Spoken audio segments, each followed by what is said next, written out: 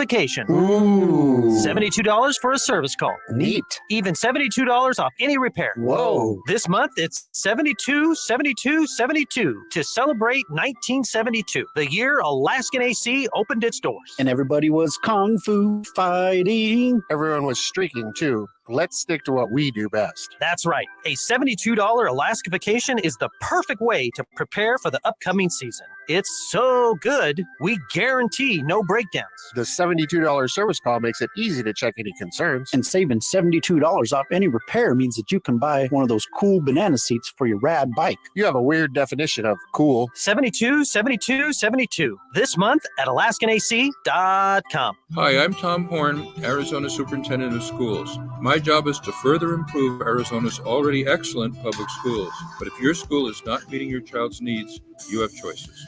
We have 4 children that all have special needs and they need specialized instruction. Without ESA, we would not ever be able to afford something like this. I encourage every parent to look into the ESA program. It's been invaluable to our family. Learn more about ESAs at azed.gov. Unbelievable savings at Superstar Car Wash. Lock in unlimited car washes for just $15 a month with our Clean Plan. Available at any of our 51 Arizona locations or online. Visit superstarcarwash.com for details. Terms and conditions apply. AM 1060 KDUS Tempe Phoenix and KSLX HD2 Scottsdale Phoenix.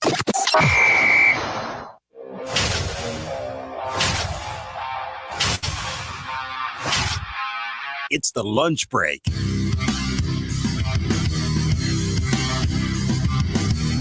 A Tuesday edition of the lunch break. KDUS AM 1060. We appreciate you making this show a part of your day. However you may be joining us, the app, the YouTube stream, the radio, if you're old school, however you are consuming the program, we appreciate you joining us here today on the show. If you are a regular listener to this program, you know I've been saying this a lot recently. I said it a lot during yesterday's show. I will say it a lot during today's show. There's a new number for you to call in if you want to speak to producer Corey, if you want to try to get on the air. And so I'm going to make it a point of emphasis today to remind everybody of the new phone number, 480-864-1060. That is how you can join the conversation. And there's a lot to get into here today. The Suns with a big win last night. We'll start to look ahead for the Cardinals next week. We got some trade deadline stuff to get into. The post-Week 8 NFL Power Rankings. The World Series is over. Even though they're going to play another game tonight, it's already over. We'll talk about that. So a bunch to get into here today on the program. So again, 480-864-1060 is the phone number for you to join us. And before we play the sounder, before we get into the daily special, I have to correct an announcement. And this is why you can't let me go rogue and just let me say things on the air. I got to clear things with a lot of other people. Yesterday on the show, what I thought was correctly told everybody that we were going to move this show because everybody else changes their time this weekend except us, and it creates some challenges because everything changes. Even though producer Corey, you can give me a thumbs up or a thumbs down on this. I love when everybody says, oh, nothing changes for us here. No, everything changes because now watching sports, everything's now 2 hours behind instead of 3 hours behind. So you can't say nothing. Everything changes. Everything is different. Everything is absolutely different from the way it was going to be this week. So we thought we were going to move the show, but the show's called The Lunch Break. Mm-hmm. You're on your lunch break. You don't get to move your lunch break around. Exactly. So we're not moving our lunch break around. So I incorrectly informed everybody yesterday that this show was going to move back an hour. That is not the case. We are staying right here, 11 a.m. to 1 p.m. every single day, Monday through Friday. So just want to get ahead of that. We worked on it behind the scenes yesterday, made sure everything was the way that it was supposed to. So this show, not moving at all, going to stay here at this time slot, 11 a.m. to 1 p.m. So, okay, got all of the other stuff out of the way. Let's get started with today's Daily Special. Time for our top story of the day. It's the Daily Special. It's the Phoenix Suns, and I feel somewhat vindicated because we spent yesterday's show, we spent a lot of the time in the lead up to the opener last week talking about how, hey, this might not be pretty at all times. This might not be the best version of basketball you see from this Phoenix Suns team. And that's okay. It doesn't have to be. It doesn't need to be their A-plus version. right? We gave out report cards yesterday, and we said their progress report doesn't have to have A's and B's on it after the first 3 or 4 games of the year. It's just where it is at the end of the year. And I think last night's game, even though they won, they moved to 3-1, is the perfect example of, one, it's basketball, and so basketball is a game of runs, and things don't look pretty at times. But 2, more importantly, this is a team that is still figuring things out. As they beat the Lakers last night, they hand the Lakers their first loss of the year. They're 3-1 now. And this was not a pretty game for the Phoenix Suns. Dug themselves an early 18-point deficit, had to make a second-half comeback, led in large part between both Kevin Durant and Devin Booker, going for 30-plus, each of them in the 30s. This game had 6 ties in it, 14 lead changes, 9 of which I believe occurred in the fourth quarter of this game. And so it was not pretty for the Phoenix Suns. And this is why we warned yesterday against the idea of reacting in the moment to every single game, every single win or loss at this stage of the year, because you'll drive yourself crazy. Because you'll watch a game like last night and you'll say, yeah, they won, but you'll have all these concerns about digging the early deficit, not playing well defensively, Nurk having a bad night, and you'll start to convince yourself that this team's not going anywhere, or this team's not going to be able to make the playoffs or make a run in the Western Conference playoffs, and you'll convince yourself of all of those things. This is why we are going to continue on this show to the point where we will sound like broken records, but we will continue to preach the patience. This is not football where 1 or 2 games can change the entirety of your season. This is basketball. You have to check in every so often. It has to be a progress report. Q1, Q2, Q3, Q4. That is what needs to occur with this team. Make note of the things that are concerning to you. Make a note of the things that maybe aren't at their best right now. Make note of all of those things. But watch to see if those things progress. Don't freak out. Don't bother producer Corey with your rants about the Phoenix Suns. I mean, I'll listen to you. We'll hear you out. That's fine. But just take a second and relax, because this team, it is a slow burn. It is a long-term play with this basketball team. We'll compare this to the stock market, right? You are long on the Phoenix Suns. This is not a short-term investment. This is, where is this team, where is this organization going to be at the end of the year? And so with a game like last night, you're excited that they won. You don't love that they dug themselves the early hole. You like that they had to fight early enough in the season to be able to come back in that basketball game and win. And with all of that, this team is 3-1. And I think that is something to get excited about. We're not getting too excited. Again, the other end of the extreme, we're not going to be all in pushing to the top 2 seeds in the West. Calm down. Take it game by game. Take it week by week. Take it month by month, and just see the slow and steady progress. And that's a good thing. Slow and steady progress for a team that fizzled at the end of last year is a good thing. Watching this team slowly get better over and over and over again throughout the season to where they are peaking and playing their best basketball in the second half is where you want this team to be. So don't worry about an 18-point deficit. Don't worry about, not playing the best defense early in that game last night. They buckled down, and they played good enough basketball in the second half behind their 2 stars, who dropped 30 each, to pick up that victory last night. That should be the takeaway. And it's 4 games into the season, so you just file it away and you see where they go. This is not a Monday reaction edition of the show where we're discussing the 4 quarters of football that the Cardinals played, because every one of those games is a individual season in and of itself. Football is a different cat. It's a different animal altogether. It has different ebbs and flows. You can, within 2 games in 2 weeks, hit rock bottom. It can spiral out of control quickly. In basketball, just the runway is way too long. It's the same thing in baseball. One of the teams in the championship series this year was the New York Mets. Team started 0-5, was 11 games below 500 at the end of May. They were 2 wins away from the World Series, because baseball is a sport that you have the time to dig yourself out of an early hole. And the Phoenix Suns aren't digging themselves into any negative hole. They're winning basketball games. And so win basketball games now, while you're still trying to figure things out, get comfortable in Mike Budenholzer's system, get comfortable with the new pieces. There's some new elements to this team. They're going to shoot more threes. They have a veteran point guard that they have to learn how to get involved at certain points of the game. They have a bench where Mike Budenholzer has to figure out what his rotation wants to look like, what different combinations he wants to run. And sometimes he's going to give combinations a little bit of a longer leash early in the year to see how they work, see how they gel together. And it might mean that they might not play well for a game or two while that stuff is being ironed out. We are going to preach patience here on this show when it comes to that. Because what you want this team to become is after the trade deadline and down the final stretch of the year, you want to feel that every single night in those most important games of the year, whether it's to potentially get into the playoffs or I think more importantly for seeding in the Western Conference playoffs, you want to feel that when that ball gets thrown up in the air for the tip, that Mike Budenholzer knows exactly what rotations he is going to deploy at any single moment, that he feels incredibly confident. Okay, I'm down double digits. This is the group I'm going to run out there.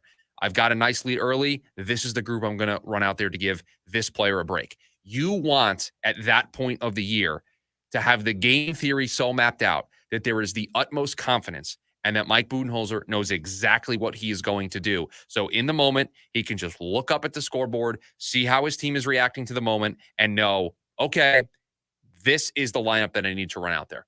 That is what the first half of the season is about for this team.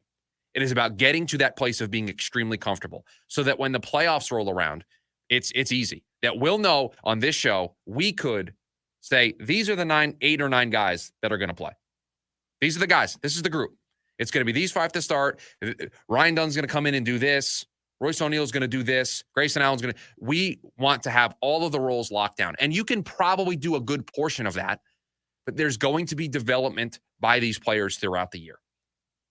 And so that is my takeaway. I'm taking a very backseat approach to the Suns season in the early stage because I know there are things that are being worked on. And now it's great to work on things and have the record that this team has. That's the best of both worlds. That's a great thing. We should celebrate that. But just relax if there is, and I'm warning against something that hasn't happened yet, but I feel like it's important to do so. I am warning against if there is a lull here, if there is a stretch where things kind of look uneasy, just know that it is part of the process. Just know that it is with an end goal in mind of this team reaching some pretty big heights in 2025. Coming up next here on the lunch break, he is just one player, and he's a rookie. Can he make that much of a difference? That's next on the lunch break, KDUS AM 1060. Need social information about KDUS AM 1060? Try KDUS1060.com, at KDUS AM 1060 on Twitter, and Facebook.com/KDUS AM 1060. License number 146316. That's right. As long as it's inspected once a year, if your fire door fails to work as intended, we are responsible. No problem at all. We'll be right out. Jeannie, I want to make a wish. Hey, Tasha, what do you need? I wish that... Wait, still blue? Yes, but still can't do magic since the stupid cheating high council took it away for not having my lamp inspected. Aw, Jeannie. Can't get an inspector till next month. Next month? How come ASAP is so fast? Because with our annual safety and adjustment programs, our customers have scheduled inspections every year. No rush needed. Shucks, you guys are so good at that. And if any door doesn't work the way it's intended, we are responsible for it. ASAP, commercialdoors.com. Tasha, Yes, Jeannie. What do you need? ASAP should get certified to inspect magical lamps. I'm John Morgan of Morgan & Morgan. If you've been injured in a car accident, call America's largest injury law firm. For over 35 years, my mission has been to deliver more for our clients, to deliver more for you. If you or anyone in your family has been injured in a car accident, call us now, as the time to file a claim may be limited. Last year, more clients hired Morgan & Morgan than ever before, protecting America, fighting for you. Morgan & Morgan. Visit forthepeople.com for an office near you. Take advantage of thousands of dollars in SRP rebates and discounts on energy-efficient home upgrades like new air conditioning units, windows, ducts, and insulation. Save money on your energy bill while also making your home more comfortable. SRP's network of participating contractors can guide you from start to finish and maximize your savings by combining Inflation Reduction Act incentives with SRP rebates. Learn more at savewithsrp.com. Your caddy, Ray Adams, takes you beyond the 18th hole on Saturday mornings with Great American Golf from 6 to 7 a.m. on KDUS AM 1060.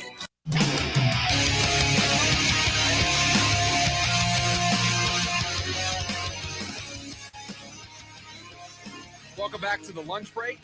KDUS AM 1060. Chris Schubert here with you on the program. If you want to join the conversation, you can do so 480-864-1060. We're going to do a lot of this talk in hour number 2 of the program, but this is somewhat breaking news across the NFL landscape, and so we'll get to it here real quick. The Carolina Panthers are trading wide receiver Deontay Johnson to the Baltimore Ravens, and it is one of these weird situations where the Ravens are attaching a 6th-round pick or giving a 5th-round pick for Deontay Johnson and a 6th-round pick. Now, the reason why I bring this up is not because this is one of those situations where the Cardinals should have been interested, and I'm upset at Monty Ossenfort for not being able to get a deal done. This just goes to show the trade market is extremely active right now. There are a lot of phone calls taking place across the league. There are a lot of names that are going to continue to get moved over the next couple of days ahead of what is, I believe, Tuesday's trade deadline after week 9 of the NFL season. So there's going to be a little more activity than we're used to seeing, and we've already seen some activity and another move today with the Ravens getting Deontay Johnson from the Panthers for a pick swap. So they sent a 5th next year and got a 6th back along with Deontay Johnson. So we'll keep an eye on if there are any other moves to be made here over the next couple of hours that we're on the air, and if the Cardinals will get involved in the trade activity. And again, we've got some conversation in hour number 2 of the program of some of the names. We'll actually put some names out there that this team could go out and acquire to address one of their biggest issues. So I tease that he's just one player. Could he be that big of a difference? Could he have that much of an impact? And he is a rookie. And the person that I'm referencing is Darius Robinson, one of the 2 first-round selections of the Arizona Cardinals in the 2024 NFL Draft, and somebody who has yet to take the field for the Arizona Cardinals, who got hurt and has missed time and has been on IR and was activated yesterday, or is planned on being activated. I don't know if it's officially happened yet, but the plan is that he is going to be activated. I saw Howard Balzer report this. I saw Jonathan Gannon say it during an interview. So it is certainly going to happen that he is going to be activated, and that certainly sets the stage for him to potentially be able to return to action this Sunday when they take on the Bears. But I think Howard Balzer put it best in his tweet yesterday, so I'll read from it and then we can discuss it. There has to be realistic expectations for Darius Robinson. Assuming he practices at some level Wednesday, that will be 69 days since he was injured on August 22nd, coupled with the family issues. He's done very minimal football in the last 3 weeks. And that's the, I think, important takeaway is the Cardinals drafted Darius Robinson because they believed he could be an impact player for them for a long time at a position of need. They thought he was going to be a part of their solution to getting after the quarterback. He got hurt in August, has not stepped foot on the field for the Arizona Cardinals during his rookie campaign, and the Cardinals have shown an inability in his absence, along with the absence of a bunch of other players along the defensive line and with the edge group and Ojulari and Dennis Gardeck and all of the injuries that have plagued this team. They just don't have the guys up front to get pressure, but get pressure consistently. And so Darius Robinson returning can help in that regard. He looked impressive in the preseason when we saw him. Now, does that translate? A lot of questions about that. But the point that Howard is making, I think, is so important because there's going to be people that see this news today, and maybe you're one of these people, that thinks he's going to just be able to be inserted right into the lineup, and they're going to immediately get somebody who can get after the quarterback, and it's going to look 10 times better. It's going to look so different from what it has through the first 8 weeks of the season. Now, let's assume for a second that he plays on Sunday, which is an assumption because he's been activated, and we'll see what type of practice load he gets on Wednesday. So Wednesday's injury report will be one to keep an eye on, and we'll get into that probably on Thursday's show. If we get the injury report during the show tomorrow, we'll discuss it, but it feels like a Thursday show kind of thing. So we'll have to see what level of practice reps he gets. And if he does find himself into action on Sunday, it's going to be on a limited snap count. It's going to be like a pitcher coming back from Tommy John or from an elbow injury or the spring training ramp up. They have pitch counts. Okay, this start we're throwing 35 pitches, and then if everything goes well, you feel good after the bullpen, the next start's going to be 50 to 55 pitches, and then we'll see how that goes, and then we'll scale you up to 75, and then maybe 90, and then okay, the governor is completely off, and you are no restrictions. We'll let you go however long you can go on any given night. That's kind of going to be the case for Darius Robinson, is that he's going to be on a snap count. We are not going to go from not doing a lot of football activity since August 22nd, almost 70 days, more than 2 months without football activity, to, okay, you're going to be out there 80+% of snaps. That's not going to be the case. I would be shocked if he even plays on Sunday against the Bears if this looks like 50% of the snaps. That would be on the higher end, in my opinion. Now, we'll see. We'll hear from Coach this week. We'll see how practice develops. But that would be my expectation. So that's what you have to guard against. So you look at this as the first start for that pitcher coming off of the injury. The first start for Darius Robinson. All right, we're going to give you 35, 40% of the snaps on defense. And we'll see how you respond to that. We'll see how you handle that. We'll see how the injury responds. We'll see how up to speed you are with the playbook and your teammates. And because there's a lot of rust, even for a rookie he just has to learn what to do. He hasn't played in an NFL game yet. And so I think the workload and what the ask is going to be of Darius Robinson, again, assuming he plays on Sunday, but whenever he returns, let's say it's not this Sunday and it's the next game where they take on the Jets. Let's say it's that game in 3 weeks from now or 2 weeks from now. It's going to be under the same premise. He's not going to immediately go out there and get 75% of the snaps. At least that's not how I think it's going to go. This is a guy who hasn't done a lot of football activity in over 2 months, almost 2.5 months. So this is going to be a slow, because this is not just a short-term thing with Darius Robinson. It's a first-round draft selection. This is a long-term play. This is a guy that this team wants to build their defense around. So you are going to take it slow. 35, 40% of the snaps in week 1. Okay, 50, 55% of the snaps in week 2. And then they'll get to a place where there will be no restrictions based on how he feels, based on how his recovery is, based on how up to speed he can get.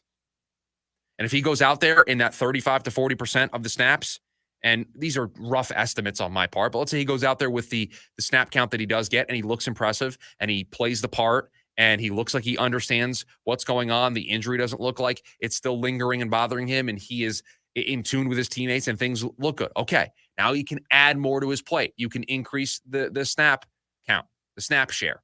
You can ask him to do more, but only if you feel extremely comfortable with the way he feels and the way he played after the first time he's out there. So this is going to be an impactful player for the Arizona Cardinals. That's why they drafted him. I just don't think it's going to be in his first NFL game, because add that layer to it, right? Coming off of an injury, hasn't played in 2+ months, and is also a rookie in the NFL.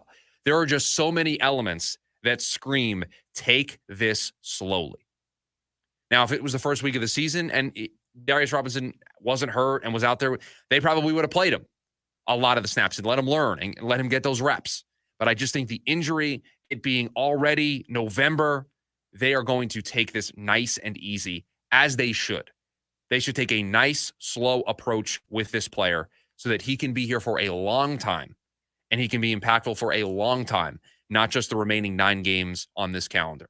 His presence will be important because even at 35 to 40% of the snaps, or even at a diminished capacity to being a full participant and having no restrictions, he is going to be a better, more impactful player than what they would have put out there in his absence and what they have been putting out there in his absence. So his presence, even in a diminished capacity, will be an impactful one. But I think Howard put it correctly about warning against having too high expectations, setting realistic expectations. Because when you're a first-round draft pick and you're at a position of need like pass rush was for the Cardinals, the expectations can kind of get out of control. And you start thinking that this guy can have multiple sacks every week and be a game wrecker like TJ Watt is, like the Bosa brothers are, and you can start getting all excited about what he can be. And with the way the injuries have plagued this team, you could look at Darius Robinson as a savior and, he's going to come in and this is going to look it entirely better. It's going to completely flip. And those expectations, I think, are unrealistic. I think fair, reasonable expectations for this Sunday, if this Sunday times up to be Darius Robinson's NFL debut and his first start for the Cardinals, to be, you're going to be better than what we were putting out there, but this is going to be a slow burn. And you hope that over these first couple of weeks where he's getting up to speed, he's getting accustomed to what's going on, that you can still thrive defensively. So he's activated off of IR because they opened his practice window. He had that 21-day practice window, and if they didn't activate him, I believe it was this week, he would have been out for the remainder of the year. So somewhat of a formality because he was always expected to come off of injured reserve. But we now, by making this step, have moved one step closer to both of the Cardinals' first-round rookies being on the field for them. They're impactful wide receiver on offense in Marvin Harrison Jr., and now on defense with Darius Robinson. So we move one step closer to that being the case. It's a good place to be. That's something to get excited about. But again, just like we were talking in the open with the Phoenix Suns, there needs to be a kind of calm expectation about this. There needs to be a reasonable level of expectation for what Darius Robinson can be. At the end of the year, when he's more comfortable, he's further removed from the injury, final 4 weeks of the year, yes. Think now you can start to dream about what his potential could be when they drafted him out of Missouri in the first round. But right now, this is get him up to speed, get him back into the flow of things, and slowly take this along. So one, he doesn't re-injure himself, that he doesn't rush back too quickly and tries to do too much and re-injures himself. And now not only did you lose him for 2024, but you lose him for some part of 2025. That's really the big thing. And then also, because he's a rookie, getting him up to speed with this offense. Coming up next, we do it after every week in the NFL. There's a lot of movement this week. It is the post-Week 8 NFL Power Rankings. We'll do it next here on the lunch break, KDUS AM 1060. Have you downloaded the KDUS AM 1060 skill for Alexa yet? Food. Alexa is frustrated. No matter how many times do you ask, the answer is mail, chicken. Once you're ready, say, Alexa, open KDUS AM 1060 to listen to your favorite shows. Breaking news, and this one is almost unbelievable. Yeah, it's all about new customers at Bet365 because they get $200 in bonus bets when they bet $5. And even better, bonus bets can be used on the spread, totals, and player props. There you have it. Bet $5 to get $200 in bonus bet. And see why. It's never ordinary at Bet365. Gambling problem? Call 1-800-NEXT-STEP. 21 plus only. Must be physically located in Arizona. Terms and conditions apply. Don't let car service overwhelm you. The choice is simple. Choose practical. Choose Brakes Plus. We'll guide you through the repairs and provide transparent pricing without all the fancy extras. Mention this ad for $10 off an oil change. Visit BrakesPlus.com to schedule your appointment today. Brakes Plus, where practical people go for exceptional service. When America says, give me a break, America comes to Brakes Plus. Teeth are amazing. That's why at Affordable Dentures and Implants, they believe it's time the world sees your smile. With new financing options available, you don't need to wait to get your smile back. 6 practices in the Phoenix area open to serve you. Schedule a free new smile consultation. Call 1-800-DENTURE or visit affordabledentures.com to find a location near you. Services provided by an Arizona licensed general dentist. Affordable Dentures and Implants. Go ahead and smile. Go ahead and smile. There are a ton of ways to kick off your day. Gym grind, endless scroll, or snooze button life. But McDonald's has a deal that levels up your morning above the rest. Now at McDonald's, mix and match your choice of a fluffy sausage, egg, and cheese McGriddles and sizzly sausage McMuffin with egg for just $5. With a deal this fire, there's no better way to upgrade your mornings than with a delicious breakfast. Ba-da-ba-ba-ba. Prices and participation may vary. Cannot be combined with any other offer or combo meal. Single item at regular price. ZZ Top, the Elevation Tour. November 3rd, Talking Stick Resort. Playing all their classic hits. ZZ Top. On sale now at TalkingStickResort.com. Exciting news from the Window Depot. Their brand new location is now open near Cave Creek and Bell Road. Discover the largest selection of vinyl windows, doors, cabinets, skylights, countertops, and more. Planning a remodel? Their experts are here to make your vision a reality with exclusive special order options and a wide selection of in-stock inventory available to go home today. For the best price and the biggest inventory, visit one of their 3 Valley locations or shop online at thewindowdepot.com. The Window Depot, more than a window store. We'll do what's best for the team, and we'll do what's best for you. The Rich Eisen Show coming to you weekdays from 3 to 5 p.m. here on KDUS AM 1060 and KDUS1060.com.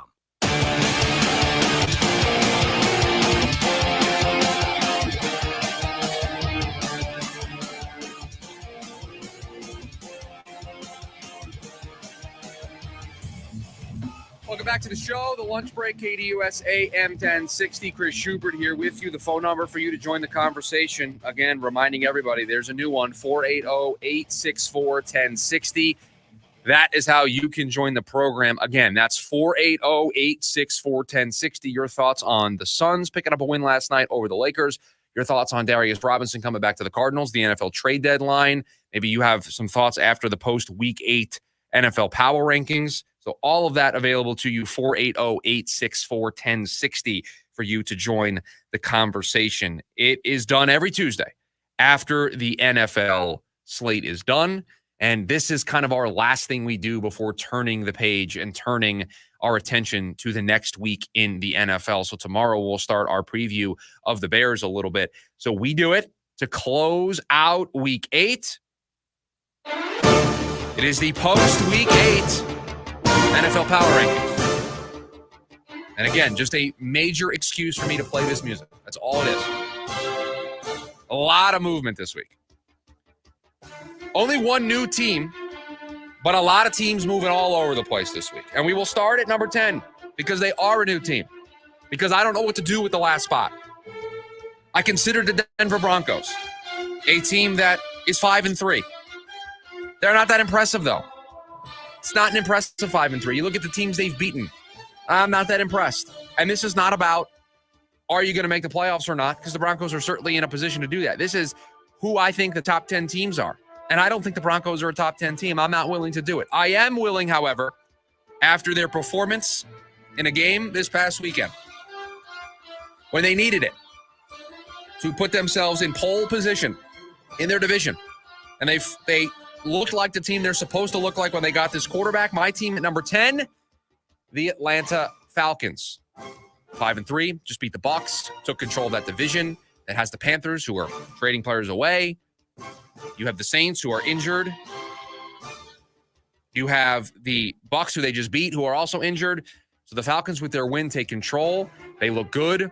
Kirk Cousins got all of the major players involved. So it was a good week for the Atlanta Falcons. We are going to reward that with them being the number 10 team. The team at number 9, oh boy, this team is falling. And I think we are pretty close to them being out of the top 10 altogether if this slide continues. The Minnesota Vikings. The writing was on the wall here after they played the Jets. That second half where they allowed the now 2-6 New York Jets to creep back into that game in the second half and almost win the game, have the ball with a chance to win the game in the second half. They showed some signs of underperformance. Sam Darnold looked mortal again. The defense continued to be suspect. And then the next 2 weeks, after having a bye, after being in London, they lose to the Detroit Lions. We're getting beat up early in that game.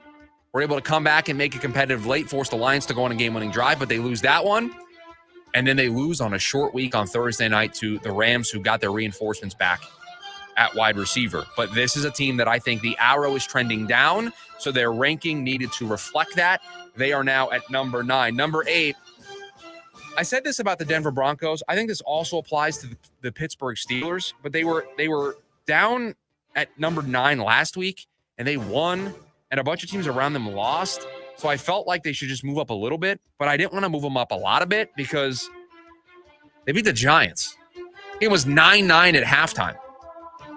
All field goals in the first half of that game. We talked a lot yesterday about what you were going to watch. It was a competitive game at halftime, but you could have just turned it off because it was just field goals. So I'm not impressed by beating the Giants. I'm not impressed by beating the Jets. Like the schedule and their wins are not impressive. Same thing we said about the Broncos. But they have more wins than the Broncos. They're 6-2 compared to the 5-3, and they made a quarterback change in the middle of their 4-2 start, and they've won 2 games since. So we'll push them up a little bit for that. They are at number 8. This team at number 7 might be a surprise, but we've got an injury to our quarterback. It doesn't appear to be any structural damage, so it appears that we're okay. But we should have been able to handle the Jacksonville Jaguars a little bit better than we did. And that's concerning to me. And I still think this team hasn't really hit their stride because they lose the first game to the Eagles, and then they're without Jordan Love for a little bit. So Malik Willis takes over, and then he looks good and is able to not only just calm the waters in Jordan Love's absence, but they were able to thrive and win games that I don't think people thought they could win. And then Jordan Love comes back, and they look good. But again, I think they're still finding themselves as a team in 2024. I don't think this group has looked like what the perfect edition of the 2024 Packers should look like. And Sunday was another example of that. So they're at number 7, moving up to number 6.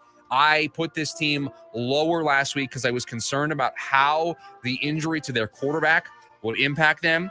Well, it didn't impact them at all because he was out there again on Sunday, and he came up with a Hail Mary to win the football game. That's right. The Washington Commanders are up at number 6. I am all in on this team, buying all of the stock possible in this team. I love their coach. I love their quarterback. I love their offense. I love their defense. I love everything about the Washington Commanders in 2024. I love the division they play in. The Giants are going nowhere. The Cowboys are a mess. The Eagles, okay. I think next week we could probably talk about the Eagles taking over the Falcons spot. They're at number 10. But overall, the Washington Commanders are the belle of the ball. They are the talk of the town. It is the Washington Commanders atop the NFC East, and for good reason. Dan Quinn is a great head coach. He's a defensive-minded guy, has turned that defense around. Jaden Daniels, Cliff Kingsbury, Arizona fans, cover your ears here real quick. Those two are thriving right now, and they are just – Jaden Daniels is him. He is a difference maker. He is making plays for this team, and they were in control for a large portion of that game against the Bears. And so to have to see that the game had to come down to a Hail Mary was shocking when you consider how dominant they were in that game, but they just were unable to kind of pull away and open the door for the Bears to take that late lead. Jaden Daniels said, no, thank you, not losing on my watch. And I am just super impressed by this team's ability to constantly find ways to win football games, and just thoroughly impressed with the year 1 impact that Jaden Daniels is able to have. We go in now to the top 5, and I'll tell you, arrow trending down for this team. But unlike the Minnesota Vikings, I'm putting this one in bold. This is in bold type font. You know when you really need to emphasize something on a document or in an email, you put bold type font on something? I'm putting bold type font next to this team and the arrow pointing down, because after what they did on Sunday, this team should not be 5-3. This team should be a lot better than 5-3. Yet here they are at 5-3. Yet here they are allowing the Kansas City Chiefs to just run away with the top seed in the AFC, allow the Buffalo Bills to come storming past them, to allow the Houston Texans to come storming past them. The Baltimore Ravens are my number 5 team. A couple of weeks ago, I said that this was the best offense in the AFC and that I was super impressed with this team. And I am still all in on Lamar Jackson and Derrick Henry and what this offense can be. But you're going to have to explain to me how we can lose to the Browns, who made a quarterback and a play calling change. How do they score 29 points in their first week with a new quarterback, a quarterback who is turnover prone, and a brand new play caller? How are they able to find that much success against this Baltimore defense? It's supposed to be a gritty, tough football team that can slow the opposing team down. How do we let that happen? How do we only score 24 points against the Browns? And I know the Browns have a lot of talent across their defense, but they had not been able to stop people. So this one is baffling to me. I am confused as to how this could happen to the Baltimore Ravens. And you know what? They moved down a couple of spots, and they might have moved down even one more spot because they were Schubert's 6th selection, and they lost, and I'm angry about it. So they fall to number 5. Moving up the rankings at number 4, the Buffalo Bills. People thought this team going to be different. It was a slow start. Didn't look good to start the year against the Cardinals.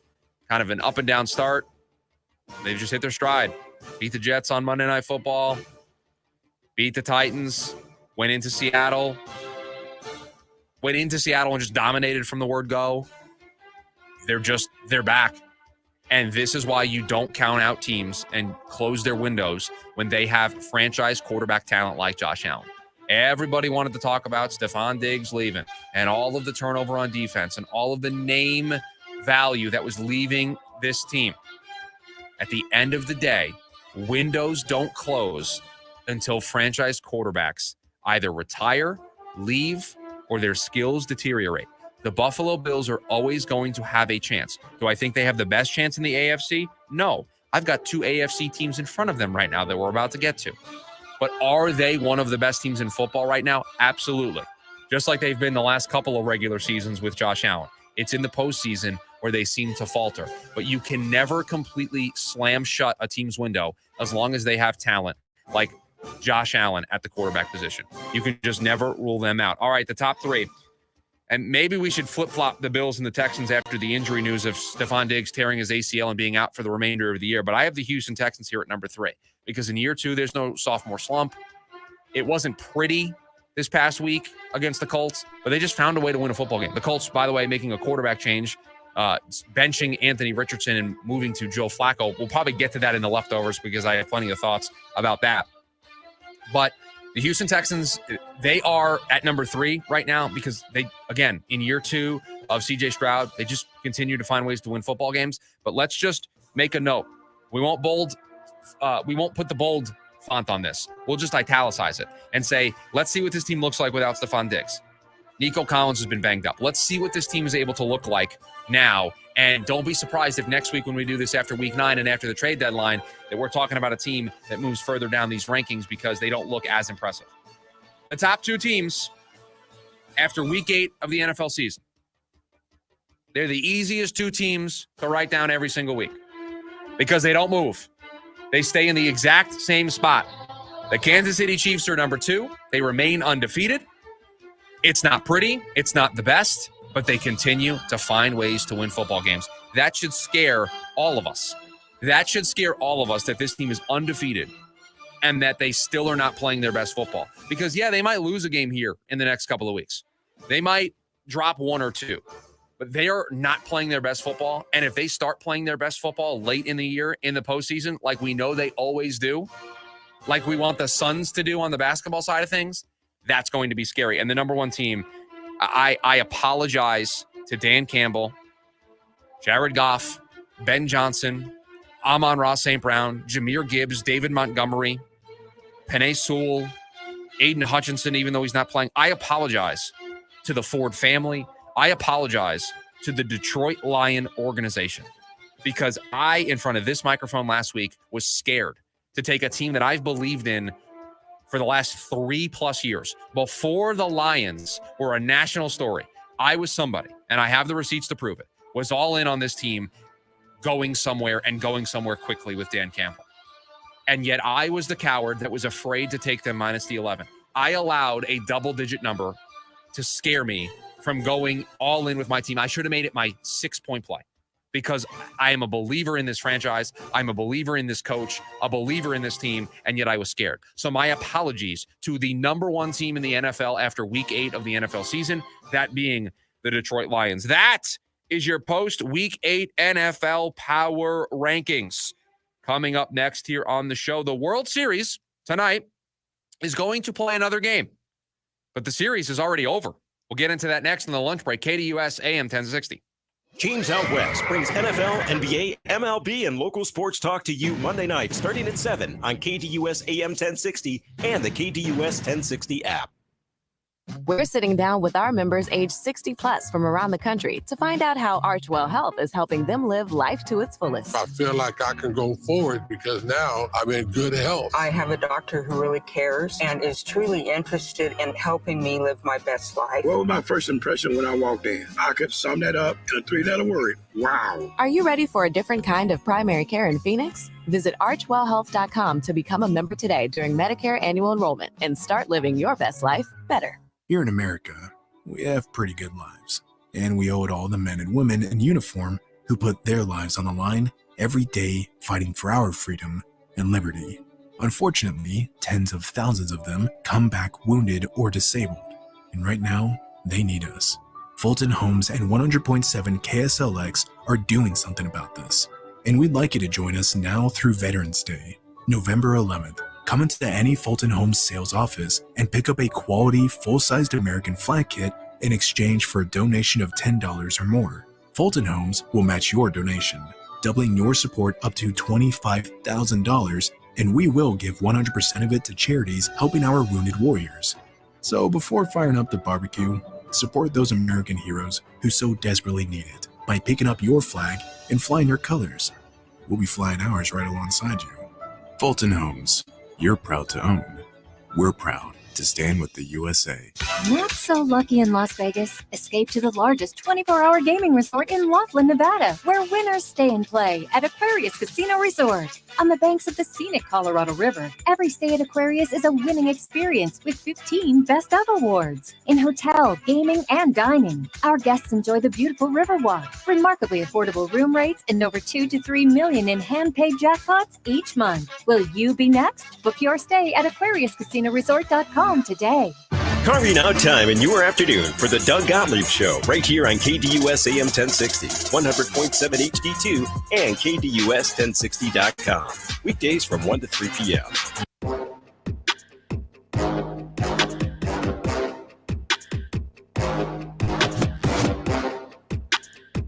Welcome back to the show, the lunch break, KDUS AM 1060. Chris Schubert here with you. I just put in my lunch order. Producer Corey, that was why I ran out of the studio when we got to that last break. Had to get my lunch order in before everybody in the building ate before I did. Because I'm surprised. I have not seen you break out the lunchbox. No, that's for the second hour. Oh, you're right. I apologize. You're right. That's an hour number 2 phenomenon when you're here. That's right. I'll be looking over at the camera. I'll be talking about something, and then I'll just turn back. And then there's Corey, just enjoying his lunch. Not worried about me. Just pushing buttons back there. No, I believe you got this yourself. Yeah. You don't need me. Yeah, I mean, you're fine. You're fine. I'm good. You're just babysitting me, really. You're just making sure that I don't do anything stupid. It's fine. But yes, got the lunch order in, and I will get to that after the show. The World Series is over. They're going to play another game tonight. And technically, the series is not over, but it's over because the Dodgers, after their win last night, have taken a commanding, an overwhelming, a undeniable 3-0 series lead. And that has happened 24 times in World Series history. Saw this tweet via Bob Nightingale earlier this morning that there have been 24 instances of a 3-0 lead in the World Series. 21 of those 24 have ended in a 4-game sweep. The other 3, 5 games. Meaning that if we look at the way this calendar sets up, that more likely than not, the World Series is going to end tonight. Or it's going to end in Game 5, which is tentatively scheduled for Wednesday. So either way, if we look at the historical data here, this series is going to end in New York at Yankee Stadium, and it's going to end with the Dodgers celebrating a championship at Yankee Stadium in the Bronx in front of the Yankees fans. The Los Angeles Dodgers are a juggernaut, and they have shown that this postseason. They were down 2-1 to the Padres, came back in the wild card series, dominated the New York Mets, even though that was a 6-game series. It was just offensive explosions everywhere. Ohtani, Betts, Freeman, Max Muncy, Teoscar Hernandez. I mean, you just go up and down the lineup. Everybody came through with a big hit in a big spot in that series against the Mets, and that is exactly what they are continuing to do. I think the most important thing that has happened over the last couple of weeks is Walker Buehler in his last 2 starts in the postseason has been absolutely exceptional, has looked like the Walker Buehler of old, and that's going to be a really nice thing for him to point to as he hits free agency this year. The Dodgers are just utterly dominating the New York Yankees in every facet. Their starting pitching has been on an even playing field where that was an advantage for the Yankees coming in because the Dodgers, they're throwing a bullpen game tonight with the championship in the building, the commissioner in the building. So you have the trophy, you have the champagne, you have the T-shirts, you have the commissioner. Everything is in the building ready for tonight's potential championship celebration for the Dodgers, and they are throwing a bullpen game in Game 4 of the World Series. Their bullpen is very good. It has gotten them to this point, being 1 win away from the World Series. They've done it multiple times already in this postseason. It's not it's not like they're doing it completely out of nowhere. It is part of their process, so they know what levers to pull in what spot. So Dave Roberts is not going to be thrown off by this. He's going to be actually pretty comfortable. He's just going to make more walks to the mound, but overall, it's going to be like putting any of his other starters out there. They know what the plan is going in.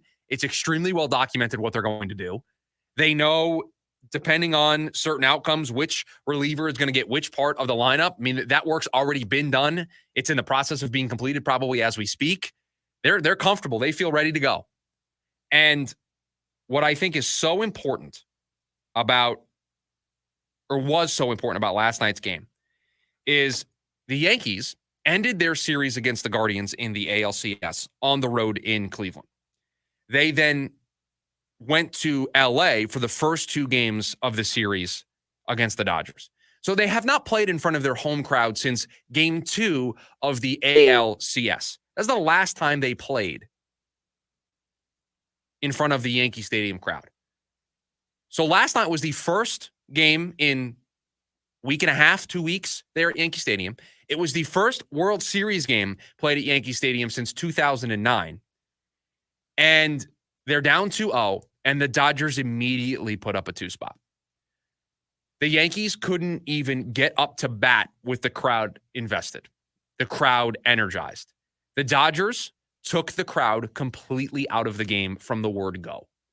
And it was over once they did that. It was over once they took the 2-0 lead. It just what they were going to be in command of this game. And so tonight, I'd be really interested to see. Let's do some radio on the fly here, producer Corey. Let's see what tickets are for tonight's game. What is the lowest ticket? You can get in.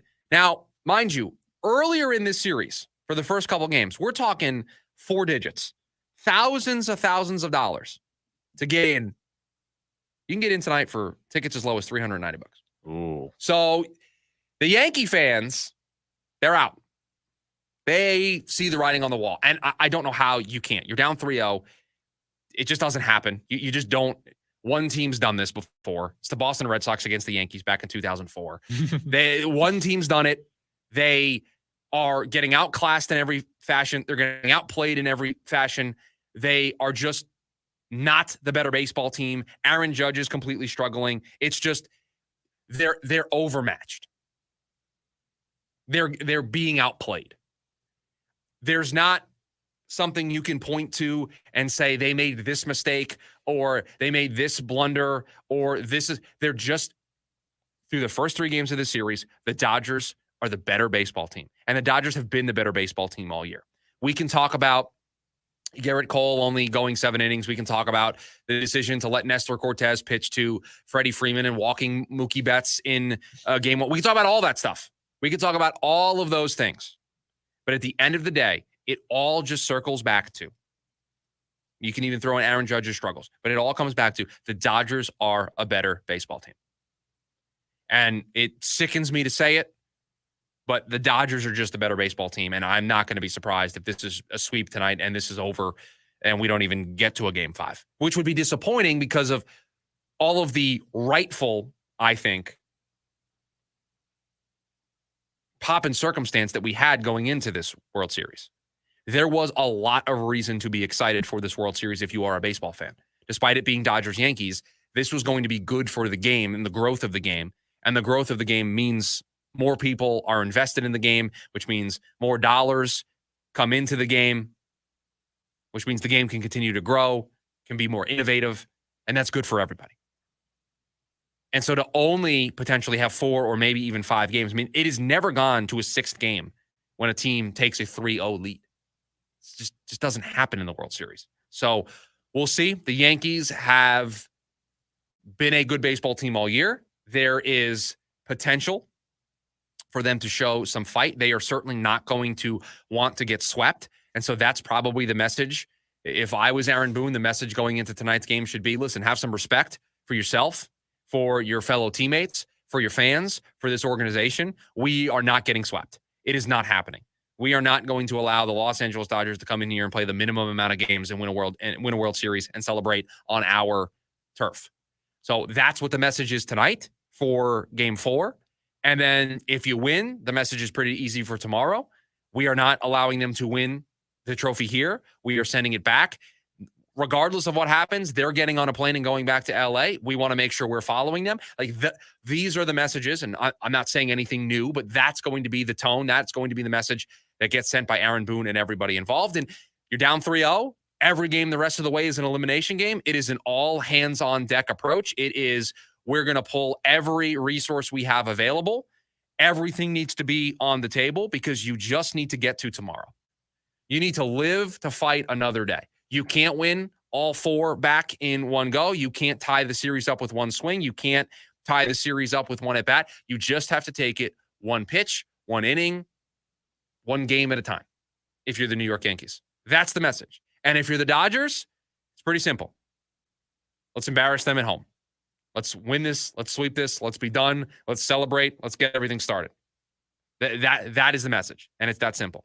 And so they're going to play a baseball game tonight, but just know the historics of this are this series is over. The Los Angeles Dodgers are going to be your 2024 World Series champions. And if I'm wrong, this is one I'm okay with being wrong about, because if I'm wrong, then this series becomes an instant classic. Yes. This becomes an all-time great World Series. All the way to Game 7. Right. This means if I'm wrong and this goes to a Game 7, then I'm going to be okay coming in here the day after and saying, you know what, I was wrong, but had a great time in the process. 0 issues if that's what happens. But I feel pretty confident to say that the Los Angeles Dodgers are going to be celebrating a championship. It's just a matter of when, not if. Now, I predicted Dodgers in 6. I think that is off the table at this point. I think it's going to be either tonight or tomorrow, and we will see what fight the Yankees have left, because if the Dodgers come out tonight and immediately put up another crooked number early, I think it's going to be some depressed looks in the crowd. The dugout might not have energy. It might be over in a hurry. Hour number 1 of the lunch break in the books. Hour number 2, Corey's lunch hour. He's going to be having his lunch in hour number 2 of the program. We got a lot of Cardinal stuff to get into. Also some trade candidates for the team. And then we'll wrap up with the leftovers like we always do. Hour number 2 coming up next. The lunch break, KDUS, AM 1060.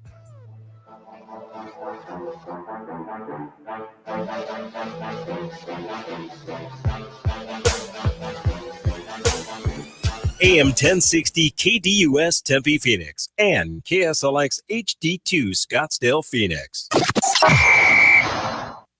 Here in Flagstaff, Arizona, there are only 2 colors that matter: blue and gold. Head coach Brian Wright leads NAU football into a new era. Down the sideline. It's going to be a pick six. Join us Saturday. The Lumberjacks welcome in the Weber State Wildcats. Our coverage begins at noon on the NAU Lumberjacks Sports Network. NAU, Weber State on AM 1060 KDUS. We believe everyone deserves access to fresh food. That's why the Kroger Company created the Zero Hunger, Zero Waste program to share fresh food with the people in our communities. Our program and foundations have donated 3 billion meals since 2017. That's nearly 10 meals for every person in the U.S. Together, we can do more for our neighbors. Just round up your purchase at checkout. Fries, fresh for everyone. Labrie, Mayock, Petrucci, Portnoy, Rudis. Dream Theater, 40th Anniversary Tour. February 18th at Arizona Financial Theater. Dream Theater. Tickets on sale now at livenation.com. Don't miss Dream Theater, 40th Anniversary Tour. You know Brakes Plus are the brake experts. Come experience the Plus. From belts and hoses to shocks and struts, we do it all. We'll guide you through the repairs and provide transparent pricing without all the fancy extras. Mention this ad for $30 off brake pads or shoes. Visit brakesplus.com to schedule your appointment today, where practical people go for exceptional service. When America says, give me a break, America comes to Brakes Plus. When you enter a place of business, you're owed a legal duty that the place of business is safe for you to shop in. I'm John Morgan of Morgan & Morgan. If you suffered an injury at a place of business, our duty is to protect you after that harm. Morgan & Morgan, for the people.com. This holiday season, the Arizona Lottery is celebrating the little things with holiday scratchers like joy, happiness, giving, and a dash of fun. With the chance to win up to $500,000 and an all-expense-paid trip to Hawaii with the Hawaiian Holiday Giveaway. Give the gift of joy with Arizona Lottery's Holiday Scratchers. Visit ArizonaLottery.com to find a retailer near you. AM 1060 KDUS Tempe Phoenix and KSLX HD2 Scottsdale Phoenix.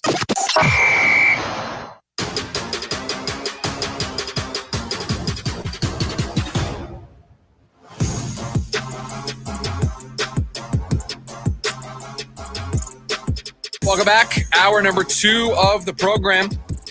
The lunch break, KDUS AM 1060.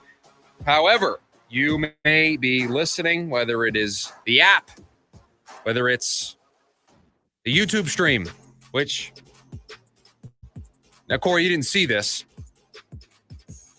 but some people in the building, because they were trying to get my attention for the lunch order that I was talking about in hour number 1 of the show, they did a run-in on the chat and were asking me about my lunch order because I was apparently not answering my phone because, you know, I'm on the air doing the radio show. Yes. There's a lot going on in here. In fact, I didn't change the camera angle, so I'm going to do that right now. There's a lot of moving parts to this whole operation. So my phone is here. It's directly in front of me, but I don't pick it up and read text messages in the middle of a segment.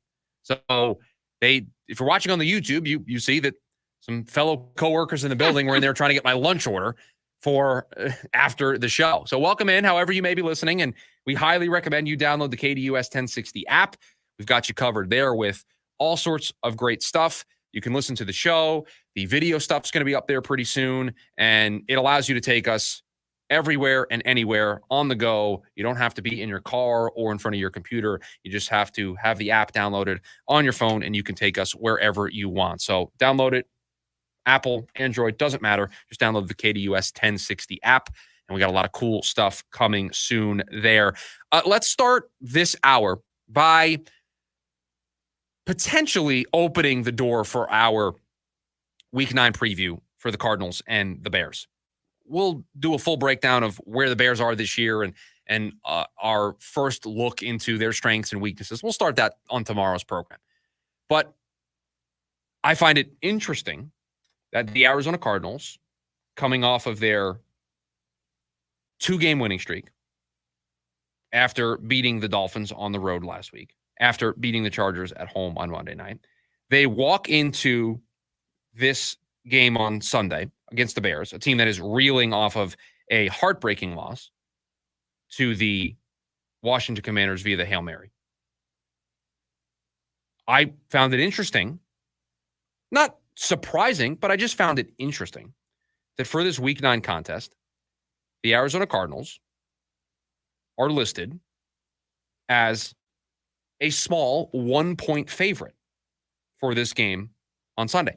They're not getting the traditional 3 at home, just a 1-point favorite. But they are a home favorite. So that tells you that Vegas isn't totally sold on what we have seen from the Cardinals so far. They're not getting the standard 3. They think the Bears are a better opponent than your typical opponent that you would face as a home team.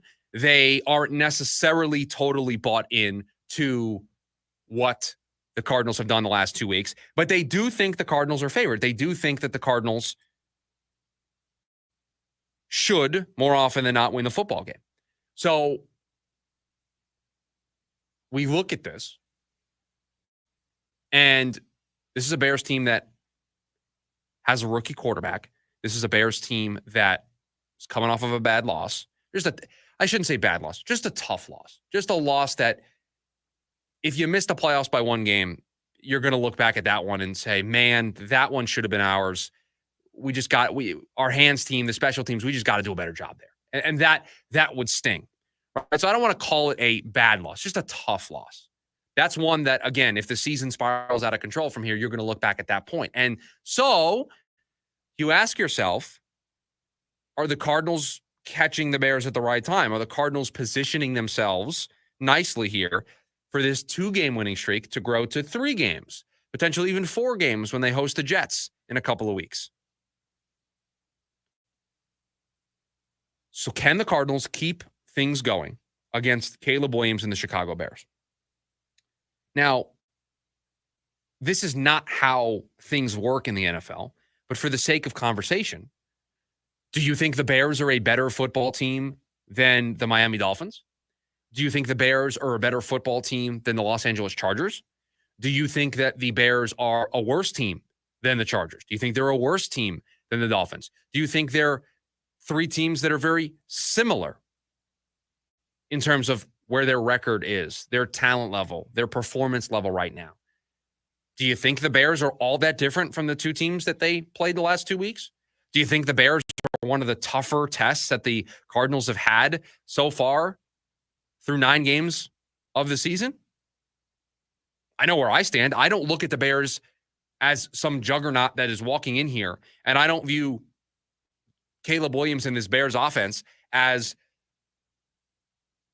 a group that is ready to drop a 40 spot on this Cardinals defense. The Chiefs coming to town, Ravens coming to town, Rams coming to town, Lions coming to town. I'd be worried. I'd be worried about those offenses against the state of this defense right now and what that score could look like. But I've seen the last 2 weeks against Justin Herbert and Tua, this defense do enough to win football games. So I don't view this matchup any differently from the way I viewed the matchup last week. Now, we all know where I stood on the Chargers matchup and how that backfired very quickly. But I'm not going to say that I am looking at this Bears team as an unwinnable matchup for the Cardinals. I am not looking at this as this is where the streak stops. I'm not looking as this being the return to reality moment. There are a lot of stories being written. Saw one today on ESPN.com, and there are a lot of trade deadline stories that are talking about the Cardinals being a team that should stand pat. The story on ESPN talking about how the Cardinals need to do what they've done the last 2 weeks, just be more consistent and do that more. And concerns about the defense, meaning this team's going to fall back to reality. I don't think if this team is going to quote unquote fall back to reality, that it's going to come this week against the Bears. The Bears are a solid, decent, you can say good football team. They're 4-3. They have a quarterback, a rookie quarterback, who has shown why he was the number one overall pick. The Bears can win this football game, but so can the Cardinals. And I think the quicker we get to the place where we're able to look at a Cardinals matchup and say, no, the Cardinals can win that football game. They're not overmatched. They're not going to get run out of the building. That will show us that this team has taken that huge next step that they are looking to take as an organization. And I think we're close to being there, because I think the Cardinals can win this week. I think the Cardinals can win next week. I think the Cardinals can win the week after that against Seattle.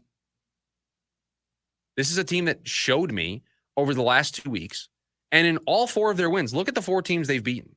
2-game winning streak this past 2 weeks against the Chargers and the Dolphins, but wins earlier in the year against the 49ers and the Rams, so direct divisional competition, the teams that know you the best. Inconsistent, sure. Team's been inconsistent, finding some consistency recently. But their 4 wins are impressive wins. Their 4 wins are wins that show you that this team can play and hang with almost anybody. And the Bears are almost anybody. They are one of those teams. Whether you think they're a playoff team, whether you think they're a middle-of-the-road team, or whatever you think of the Chicago Bears, the Cardinals can absolutely keep things going against this Bears team and against Caleb Williams. It's up to them to take advantage of this situation. Being at home, playing a team that they can beat. Don't know yet if it's going to be a part of the Schubert Six. They were one of our only wins last week, were the Cardinals. Certainly like to reward teams that back me up when I make a pick of them as underdogs on the road. I like when teams do that for me. So maybe they'll get in there next week. Or this week. We'll find out on Friday. I've already told everybody that the Thursday night game is not going to be a part of the Schubert Six this week. We are on a 1-week hiatus from this because we picked the Thursday night game last week. It was a disaster. I want nothing to do with Jets-Texans. Stephon Diggs being out for Houston, the Jets spiraling out of control. This is the game that they win to make everybody believe again. I want nothing to do with Jets. So we're on a 1-week ban, self-imposed ban, 1-week ban of picking Thursday night football for the Schubert Six. So we're not picking Thursday. So all the picks will be on Friday. And maybe the Cardinals will be one of them, because I am starting to see that this team is turning a corner. I was talking to a buddy today, and we were talking about the show, and I was telling this buddy, I'm like, things are great. First place Cardinals team. There's a lot to talk about. And he stopped me and he was like, well, technically they're a first place Cardinals team. And I said, yeah, technically, yes, you can use the word technically, but 8 games into the season, basically at the midway point, I'm not interested in technicalities. I'm interested in reality. And the reality is the Cardinals are a first place football team. That's the reality that we have. So, and this person's from here. This person's been around this market for a really long time. This person has watched this team for a really long time. This person used the term technically because I think even at 4-4, even at first place, fans want to see just a little bit more. And I get that. But the next couple of weeks are that opportunity, because I think the next 2 weeks for this team are winnable. I think we could very easily be talking about a 6-4 Cardinals team.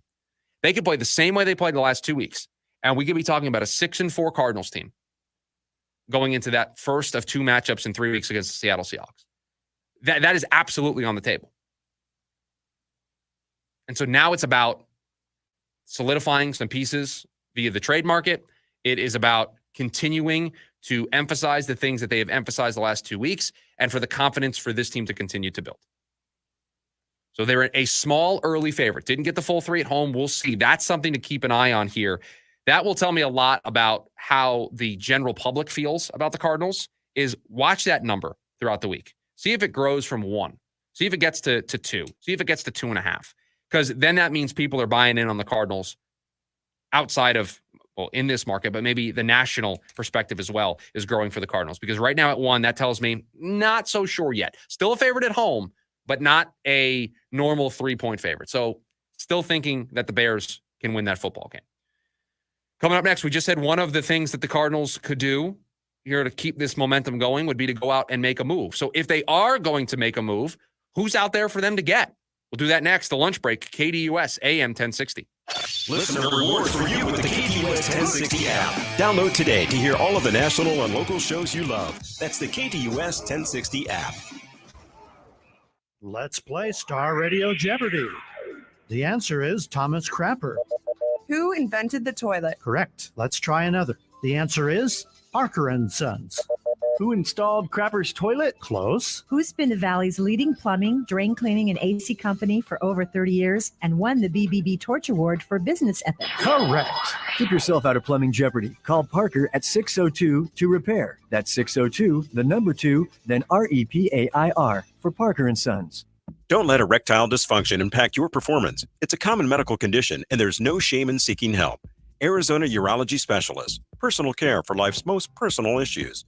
Visit ArizonaURO.com or call 602-887-2160. Sticks. The Hits. Live at Celebrity Theater. 2 shows. February 26th and 27th. Tickets on sale now at CelebrityTheater.com. A trip through all their best. Don't miss Sticks Live. Produced by Danny Zalisco Presents.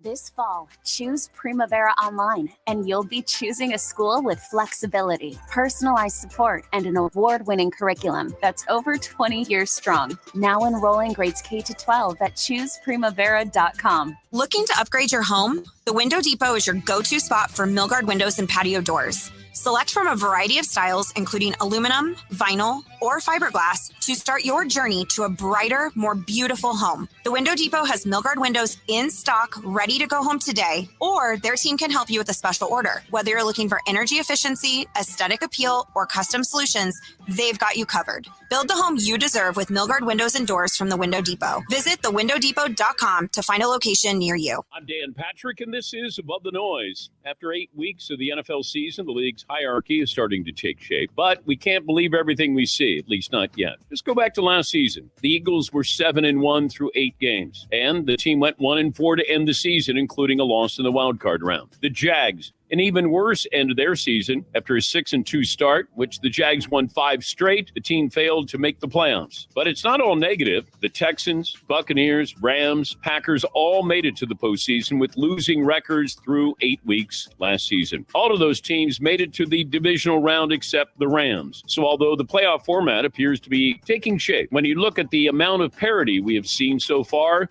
if last year's any indication, we are nowhere close to knowing anything about the playoffs.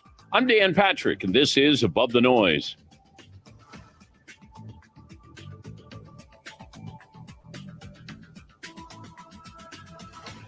With Cybersecurity Awareness Month coming to a close, LifeLock wants to remind you to update your software. Software updates are used to patch up security issues and bugs that identity thieves can exploit to gain access to personal information. Regularly updating your software is just one more easy step to help protect your personal information. But for comprehensive identity theft protection, LifeLock can give you real peace of mind. Only LifeLock alerts you to more uses of your personal information and fixes identity theft issues. Guaranteed. LifeLock monitors hundreds of millions of data points per second and detects and alerts you to a wide range of threats, well beyond what you will see on your own. If your identity is stolen, your dedicated U.S.-based restoration specialist will work to fix it. Guaranteed your money back. Plus, you're backed by the LifeLock $1 Million Protection Package with up to $3 million in coverage. You can get a 30-day free trial at LifeLock.com, promo code Patrick. That's LifeLock.com, promo code Patrick. Terms apply. Have you downloaded the KTUS 1060 app yet? Download today and get all of your favorite local and national shows right on your phone.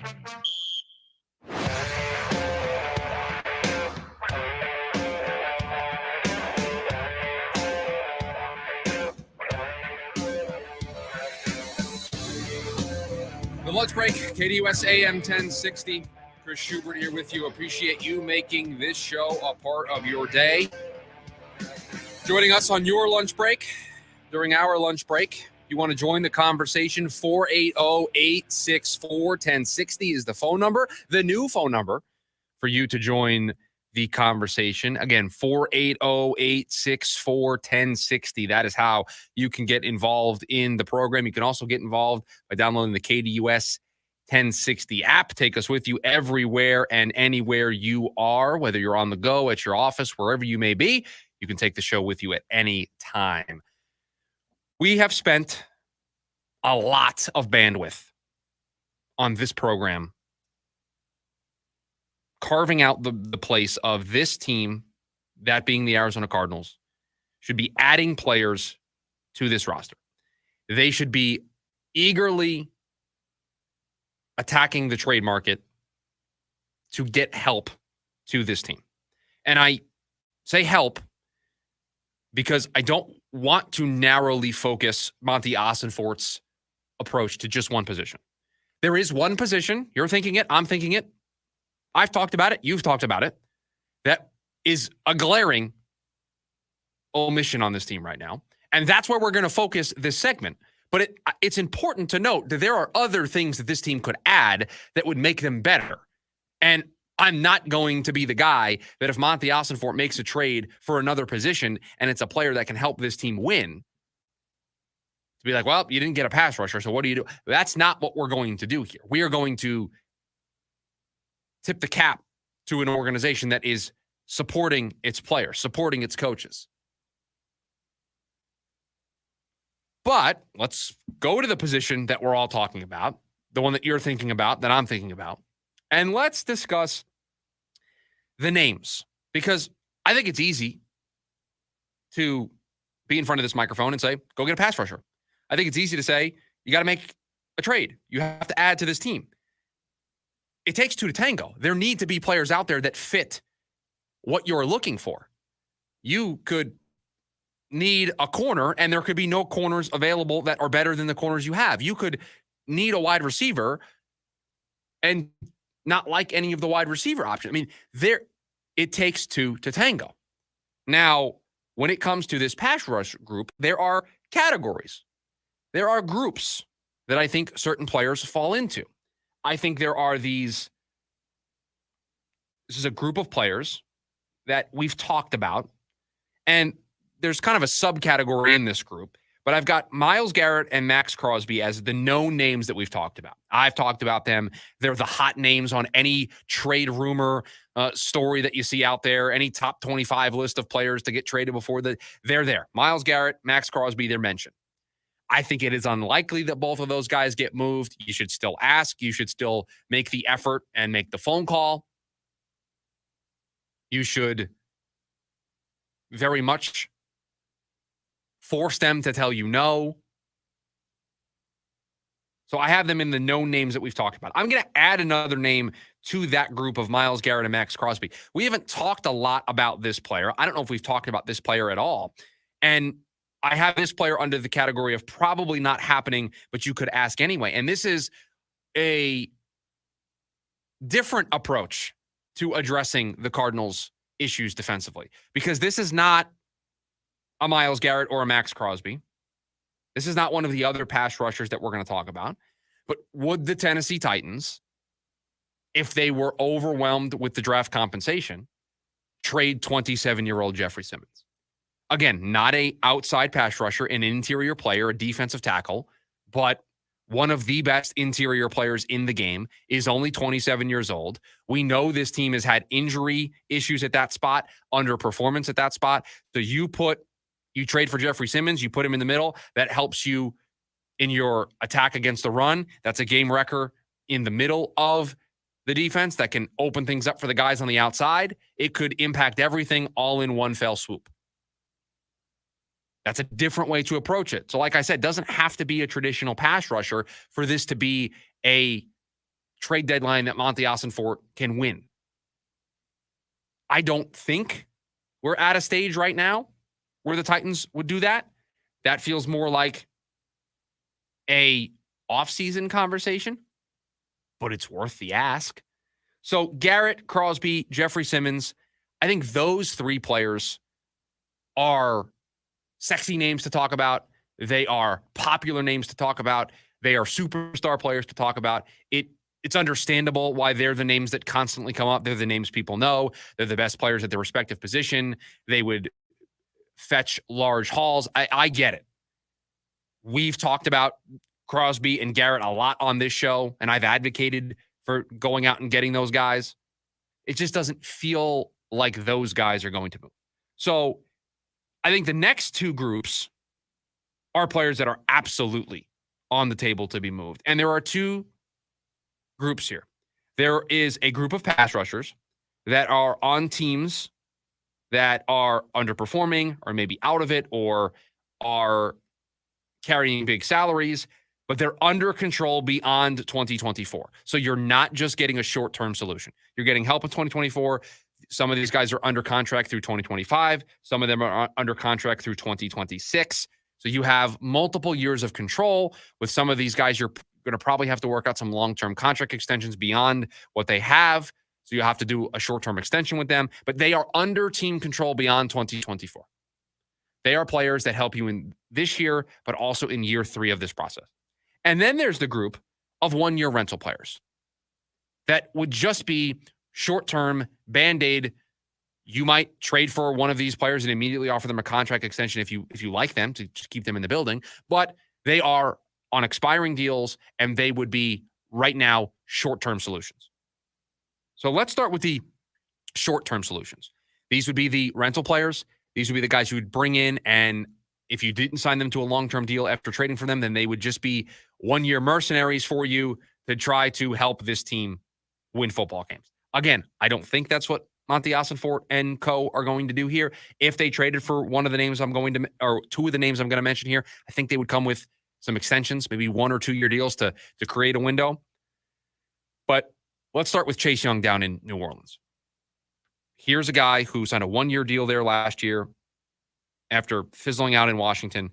And Chase Young is on a Saints team that is going nowhere fast. This is a Saints team that, with the injuries all across the board, but specifically at quarterback, they have wiped away those first 2 weeks of the year where we thought they were going to be a juggernaut. And we thought they were going to be making some noise in the NFC. And so you could trade for Chase Young. The Saints are a team that probably would like any cap flexibility that they could be offered. They would probably relish the idea of acquiring some more draft capital. And if this continues to slide the way it's been sliding, this is a 1-year rental player. There's takes 2 to tango. There would be interest in their side because he's a 1-year player. They would lose him at the end of the year, and there would be a reason for the Cardinals to acquire the player. So both sides, it would make sense. So that's how they could match up. It's hard to match up 1-year rentals if they're on teams that are good.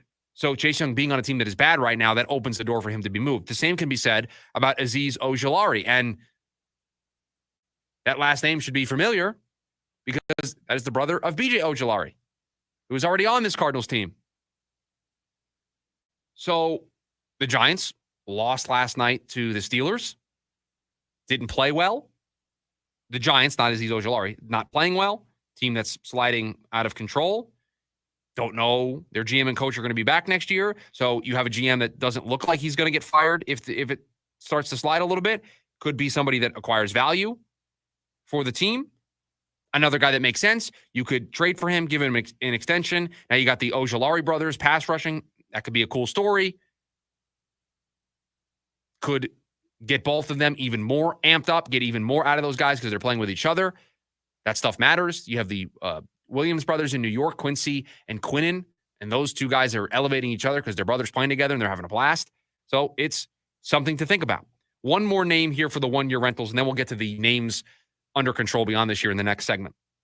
But Emmanuel Ogbah in Miami. Now, the difference with Ogbah here is he's 30 years old. So this is an older player. I don't know if there's an appetite to trade for Emmanuel Ogbah, who's 30 years old, and then give him an extension for 3 years. And now you're paying a guy till he's 33 with these other options that are on the younger side, are already under team control, or in the case of Young and Ojulari, you could sign them to deals and have them through those peak years. So again, he is an option.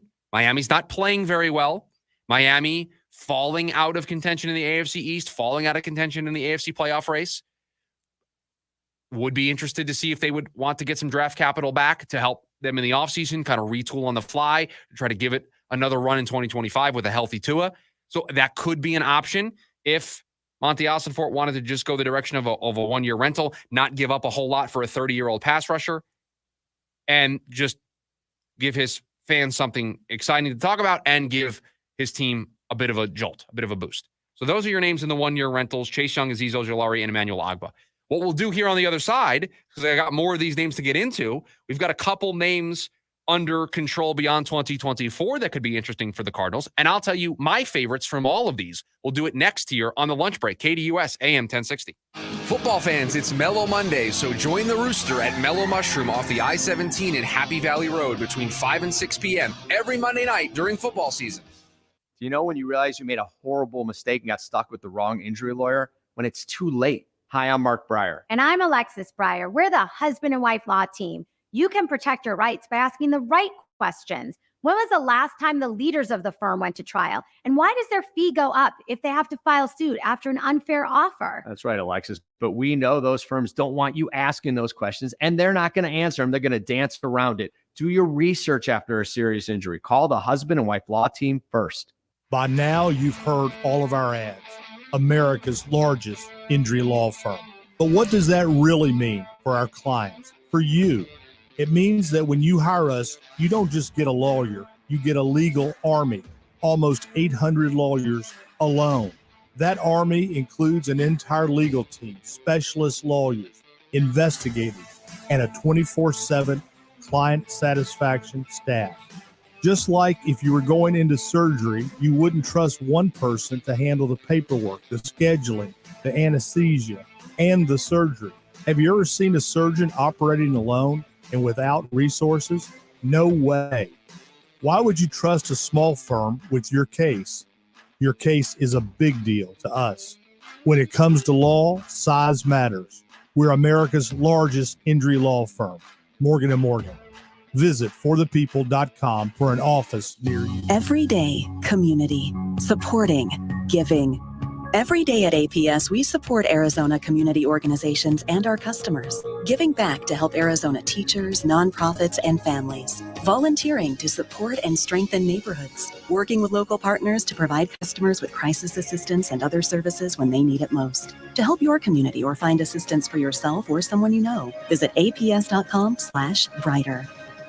This ad is funded by Pinnacle West shareholders. Hey, diamond lovers. Shane Company knows fine jewelry. That means a lot when you're looking for a dream engagement ring, a beautiful keepsake, or the perfect gift. When it's this important, you want someone who knows exactly how to work with your budget. Not against it. Someone who knows you deserve a piece more beautiful than you've ever imagined. Through 4 generations as a family business, we've always sourced our diamonds and gemstones directly, cut out the middleman, and passed the savings on to you. Come see us in store and compare our wide selection of diamonds, rubies, and a rainbow of sapphires in different shapes and sizes. So many in stock and ready to take home today. Create your dream engagement ring in 3 easy steps, or pick a perfectly preset ring that's created by our in-house design team. Browse our selection of fine jewelry gifts for everyone in your life, from diamond and gemstone studs to must-have tennis bracelets and beautiful birthstone necklaces. With our everyday competitive prices and unmatched free lifetime warranty, Shane Company is your go-to destination for fine jewelry. Visit shaneco.com and come in to see for yourself. Shane Company, your friend and jeweler. I'll turn those picks into gold. Wall-to-wall NFL coverage and the biggest stories coming to you from 3 to 5 p.m. The Rich Eisen Show here on KDUS AM 1060 and KDUS1060.com.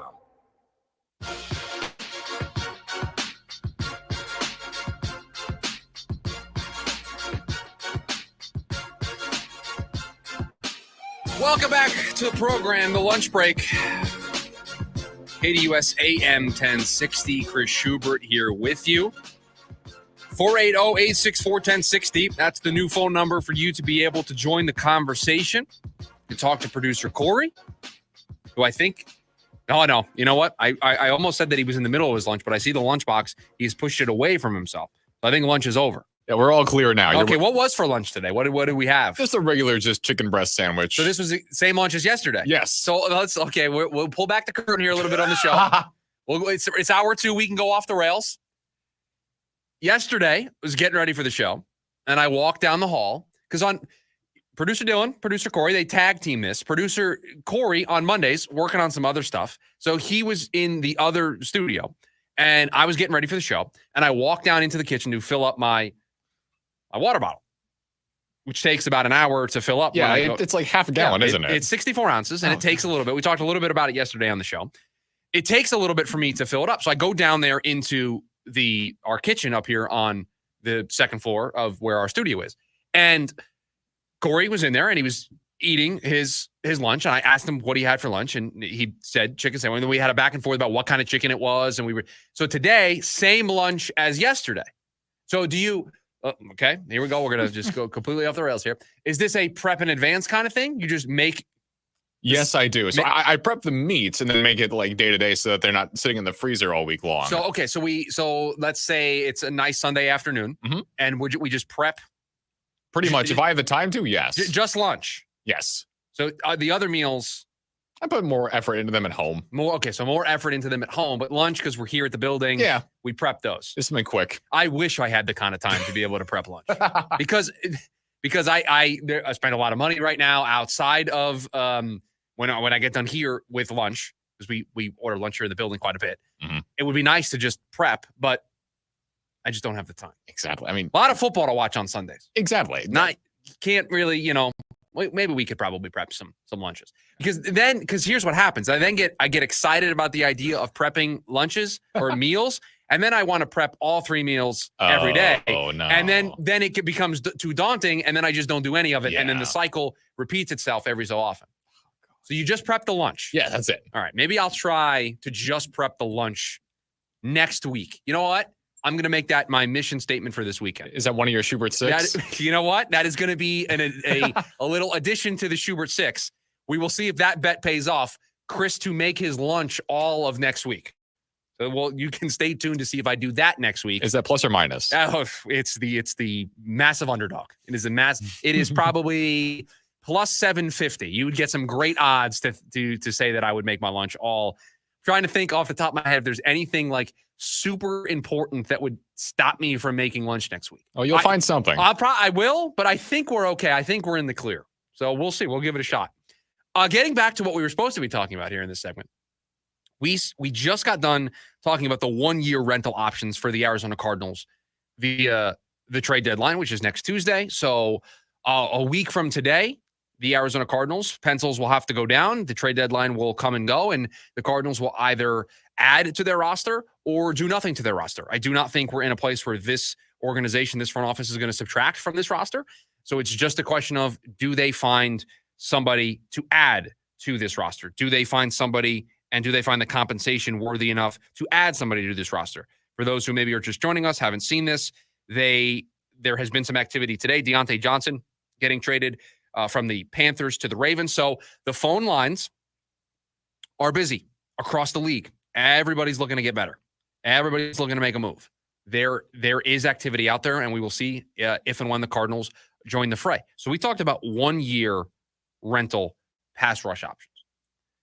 Now there are other names that are under control beyond 2024. And this group honestly excites me more because I think this is the area where Monty Ossenfort can have it both ways. Very rarely in sports can you have your cake and eat it too as a general manager.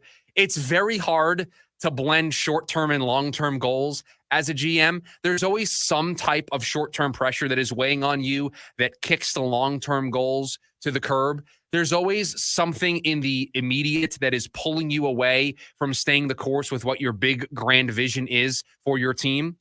But I think this group of pass rushers could allow Monty Ossenfort to really thread that needle. Get you an impactful player for this year, a player that can help this team in 2024, but also stay on course for building a team in 2025 to really break through in the NFC West and in the NFC. And let's start with one of those names, and that being the more likely of the Cleveland Browns pass rushers to get moved ahead of Tuesday's deadline, that being Zadarius Smith. So if a pass rusher is going to get moved by Cleveland, it feels like it's going to be Zadarius Smith and not Myles Garrett. Feels like Myles Garrett means too much to that city. The big contract, the compensation, I think is going to be more for Myles. Definitely going to be more. I just don't know how much more for Myles Garrett. So Zadarius Smith feels like an option for teams that call about Myles Garrett. Cleveland says, thanks, but no thanks. Hey, you interested in Zadarius Smith? I know you made the original phone call and we're interested in Myles Garrett, and that's going to cost way too much. And so we don't want to do that. Can we interest you in 32-year-old Zadarius Smith? That's what I think the Browns are going to do. Now, Zadarius Smith is 32 years old, and we were just talking about Emmanuel Ogbah at 30 years old. So Zadarius Smith is an older player. And so do you have the appetite to give him an extension outside of the way his deal currently applies? I'm not so sure, but is under team control beyond this year. So he satisfies the requirement to be in this group. I don't think he's the most attractive option that we're going to talk about here because of his age. That, to me, goes to the next player that we're going to talk about, because there's a lot about this situation that feels like it is perfect for both teams to be able to come together and make a deal. And that is Trey Hendrickson of the Cincinnati Bengals. Trey Hendrickson is 29 years old, has, I think, 7 sacks already this year after having double-digit sacks last year. He is 29 years old, so a younger player. The Bengals are underperforming on defense overall, have dug themselves a little bit of a hole. They're not completely out of it, and so that complicates things a little bit. But Trey Hendrickson wants a new deal outside of the deal that he currently has. He has 1 more year left on this deal, so he would play out the remainder of 2024 and then 2025, but wants a new deal, wanted a new deal in the summer from the Cincinnati Bengals, so much so that he requested a trade in the summertime from the Cincinnati Bengals. And so is looking for a new contract, didn't get that new contract from the Bengals. The Bengals did not seem to have the appetite to solve this in the summer. He requested a trade. They didn't honor the request. The team is underperforming. Doesn't that sound like a player that the Arizona Cardinals can swoop in, call up the Cincinnati Bengals, offer some draft compensation? Maybe offer 3. You trade for Trey Hendrickson. You write up that new deal for him, so you pay him the remainder of his age 29 season. He's going to turn 30 in December, so you pay him for his age 31 year. You give him a 2 or 3 year contract extension. You maybe rework some of the money for next year, so you rip that up and make it a new 4-year deal or whatever you want it to be, and boom. You bring in a player that fits in your window and can help you right now and can help you over the next couple of years. Feels like the perfect fit. We've got Jadeveon Clowney in Carolina. We already know Carolina's open for business. They've already made a trade today by trading Deontay Johnson. So they're already making moves. So that's an easy call to make. With the Bengals, you just don't know if they're going to give up on a player that, when their defense is right, is one of their more impactful players. And if they still think they're in it, they're probably not going to field that phone call with a ton of urgency. They'll let it ring a couple of times. That's not an immediate pickup. Carolina, that's an immediate pickup. That phone rings, it's another GM, we're answering it. They've shown that they're open for business. They're 1-7. They've already traded Deontay Johnson. Jadeveon Clowney is a veteran player. That's another person, another player that can make sense for the Cardinals. Again, an older player, but somebody that can help now. And then Preston Smith, 31 years old, Green Bay, again, under contract beyond this year, but the problem there is he's 31 years old. So you're getting him for his age 31, age 32, age 33 seasons. You would like to find the sweet spot of having somebody maybe a little bit younger. It's why I keep circling back to Trey Hendrickson. So if you had to ask me, there are 3 names that all of the names that we've talked about that really excite me. Trey Hendrickson would really excite me. That doesn't feel likely unless you overwhelm the Bengals with compensation, because they're still going to think that they're in it. But that would be the number 1 option for me. And then if I were the Cardinals, I would call up the Saints about Chase Young, and I would call up the Giants about Azeez Ojulari. And if I got either of those guys, I might sign them to an extension right away. I might try to get those guys in, even though they're technically 1-year rentals, sign them to new deals, and I've got myself an option right away. So those are the 3 names. It's not a surprise I picked the names on the younger side of things, because I'm trying to maximize the window. Again, I'm trying to thread that needle that I think Monty Alsonfort's able to thread. But I think there are options out there. The Saints are going nowhere. They're injured. Call them up about Chase Young. Call up the Giants about Azeez Ojulari. Trade for those guys. Sign those guys to an extension. Cross something off the list to be able to give your fan base something to get excited about for this year, but also build towards the future. There are names out there. This is not a trade deadline where you would have to square peg, round hole to try to improve this team. I just gave you 1, 2, 3, 4, 5, 6, 7, 8, 9, 10 names that we discussed. There's more than those 10 names. We just boiled it down to 10 for these last two segments. There's opportunity out there. Go find the opportunity if you're Monty Ossenfort. Coming up next, we will wrap up this edition of the lunch break with the leftovers. KDUS AM 1060. Check out the Doug Gottlieb Show, Monday through Friday, 1 to 3 p.m., right here on KDUS AM 1060. Real stories with Hellsberg. I had the ring already. She had made it very clear what kind of ring she wanted. Yep. I pretended that I was going to kneel and picked up a pine cone instead of pulling out a ring. What a jerk. But when I saw that ring, I was like, oh, he did good. I really love Amy. I really, really genuinely love Amy. I love you too. At Hellsberg, find the engagement ring worthy of your story. Designed with the love, care, and craft it deserves. Visit a Hellsberg store or hellsberg.com. Hi, I'm Tom Horn, Arizona Superintendent of Schools. My job is to further improve Arizona's already excellent public schools. But if your school is not meeting your child's needs, you have choices. The ESA program really helped my children because it actually gave us a choice with transportation, uniforms, with their one-on-one experience with their teachers. There's not as many kids, so you can go to a teacher and ask questions and not have to wait that long. Learn more about ESAs at azed.gov. The only thing worse than hiring no law firm after your injury is hiring the wrong law firm. And there are so many of them. When thousands of people call us every year asking to help them change law firms and hire us instead, I wonder why they ever called the other firm in the first place. They were smart to switch before it was too late. You only get one day in court. You know who has the resources and results to fight to handle your claim.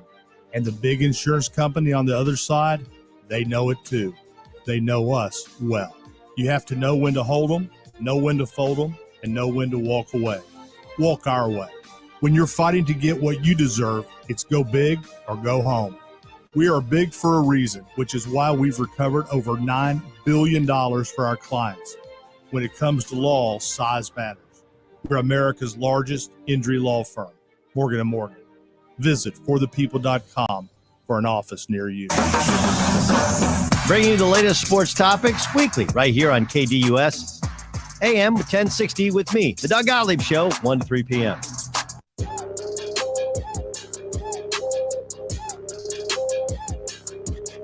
It's never good when the producer of the program has to scream down the hallway. You got 10 seconds. It's never good. Got caught up in a conversation, and producer Corey had to look at me and go, you got 10 seconds. Could you get back in the studio, please? Could you maybe not be late to the last segment of the show? You got there in time. I did. That's why we have the bumper music, right? It buys me a little time. I don't have to immediately start talking into the microphone. But welcome back. Lunch break, KDUS AM 1060. Chris Schubert here with you. Appreciate you joining us here today.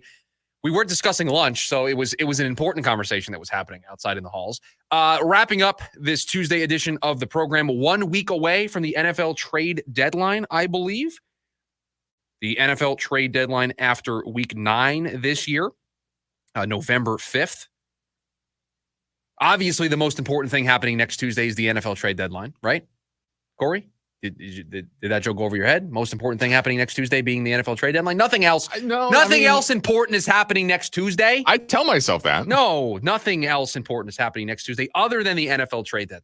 Absolutely not. I wonder what side everyone will fall on. No, it's just the NFL trade deadline is just most important thing that's happening next Tuesday. And so we'll spend a lot of time here on the show next Tuesday discussing the most important thing, and that being the NFL trade deadline. So a week away from that. So we'll see what the Cardinals will be able to do. If you missed anything from today's show, we had a great conversation about some trade options for the Cardinals. We talked some World Series. We did the Week 8 NFL Power Rankings, talked about Darius Robinson, the Suns win last night. Make sure you check out the podcast feed. Just search The Lunch Break wherever you get your podcasts, and we've got you covered there.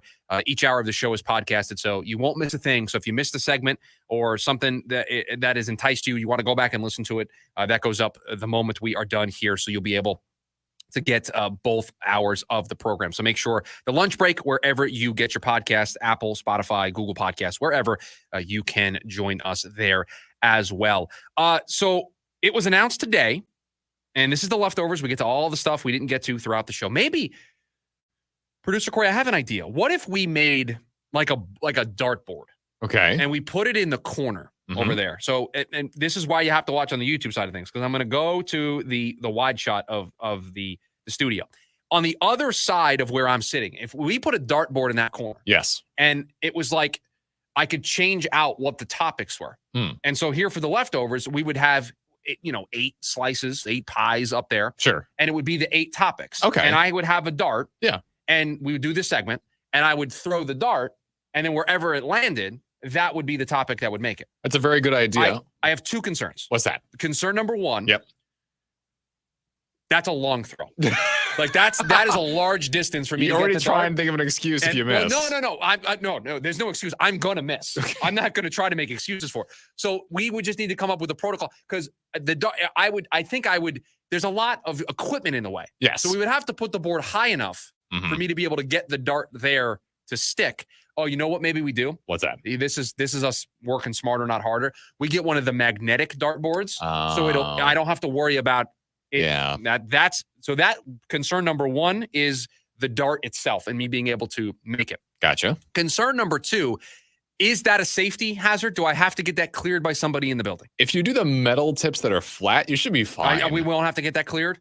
I don't think you so. You think if I use a regular dartboard, I'd have to have a couple of meetings? Probably. Okay. They think it's some reason to some safety, stop you. Yeah, some safety hazard. I will say, if you do the dartboard, great idea, but I want you to put a little paper far away from the actual board itself. In case you miss and you hit that paper, yes, we're talking about our lunch for the next 10 minutes.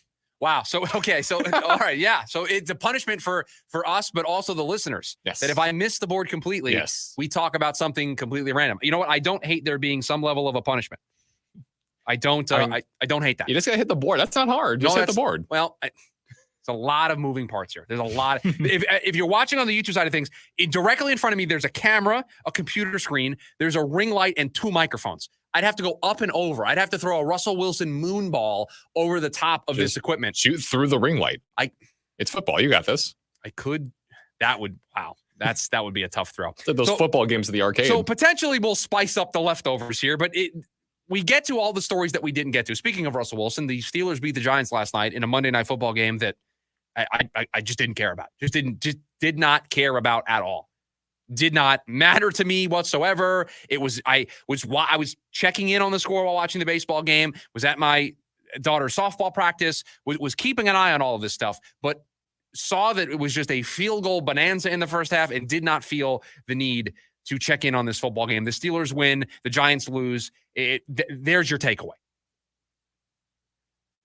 Earlier today, Sham Charania, this was originally the story I wanted to get to, announced that season 2 of Starting 5, which is a series on Netflix. Now, I will be the first person to raise my hand and say that I didn't know there was a season 1 of this show.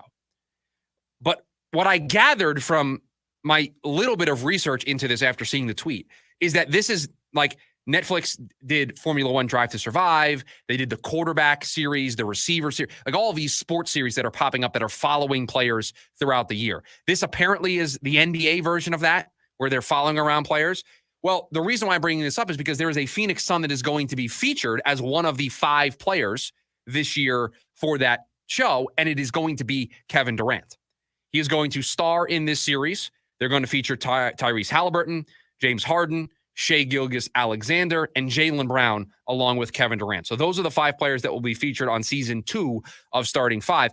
I now have to go back and watch season 1 of Starting 5 because I didn't know there was a Starting 5. I didn't know that was one of the 400,000 new series that Netflix produce any given month. I like that Netflix is getting into the sports genre this way. They're going to have the boxing Mike Tyson fight with Paul. They spent a obscene amount of money to get the rights to Monday Night Raw. And as a professional wrestling fan, I'm very excited about that. I was going to say, yeah. But they are doing more of this live sports to go along with their sports documentary stuff. And so Netflix is starting to realize what a lot of media companies are realizing. Live sports is the way to go. Live sports is the only thing that people won't DVR and watch at a later date. It's the one thing that people, they would like to binge, but they can't binge it because it's weekly, it's recurring, it's live. It's not a TV show that you can drop 40 episodes of and people can burn through. It just doesn't work that way. So Netflix picking up where a lot of these other media companies are also finding themselves and doing more of this live sports stuff. So we'll keep an eye on it. It's obviously Suns related with Kevin Durant, and he's in there in season 2 of Starting Five. Tyrese Halliburton, James Harden, Shai Gilgeous-Alexander, Jaylen Brown, and Kevin Durant as part of the Starting Five for that Netflix series. The Colts made the decision today to bench Anthony Richardson and to start Joe Flacco the rest of the way. And there has been a lot of discourse, and this is what we have the leftovers for, because I have a strong opinion on this, but it's not something that we're going to sneak into the remainder of the show when we're talking Cardinals and everything else. And so we jam it all here into the final segment of the show.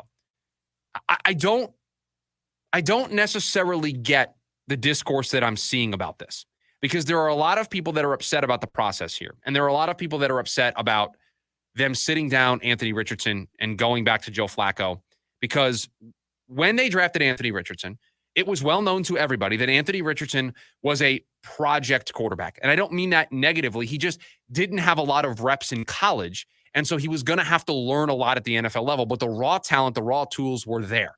Had the lively arm, could make plays with his feet, but didn't have the game reps to feel comfortable that he had a full understanding of how a NFL offense would operate. And so there was going to be a learning curve there.